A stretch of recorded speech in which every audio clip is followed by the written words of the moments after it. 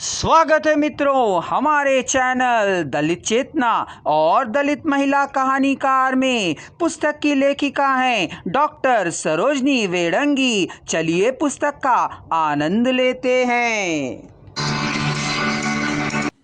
औरत ने अपने औरत होने के पारंपरिक अर्थ को बदला है। शिक्षा और कानून के प्रति जागरूकता ने उसे आत्मनिर्भरता दी है। नारी ने उन दोनों प्रकार की स्त्रियों को अभिव्यक्ति दी। एक तो वे जिन्होंने दैहिक पवित्रता का ढिंडोरा नहीं पीटा और हर स्तर पर पुराने मूल्यों को विघटित कर अपने अनुसार नए मूल्यों को गढ़ा। बिना किसी मानसिक संताप के पुरुषों की तरह बेबाक जीवन जिया। और दूसरी ओर वह नारी वर्ग था जिसने अपने मर्यादित दायरे में स्त्रियोचित गुणों की नजाकत को बनाए रखा। परंपरागत स्त्री की पहली शर्त है पराधीनता। स्त्री घर के भीतर हो या बाहर कहीं भी पुरुष हिंसा, दमन, उत्पीड़न और शोषण से मुक्त नहीं।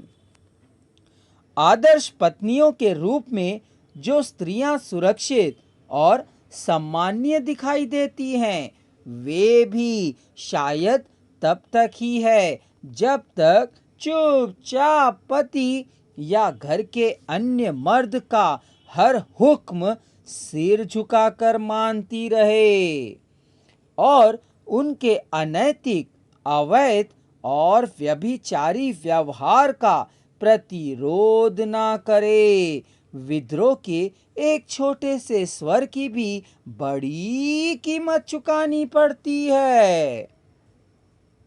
अब अगर यह भोगा हुआ संतरास मुखर होता है तो पुरुषों का यह आरोप कि महिलाएं गिने चुने विषयों पर ही लिख सकती है कहाँ तक उचित है, क्योंकि क्या भोगे हुए अनुभवों पर लिखना ओढ़े हुए को लिखने से बेहतर नहीं है?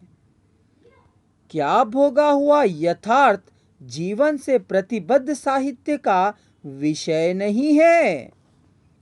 नारी लेखन में हमेशा भौतिकी का अर्थ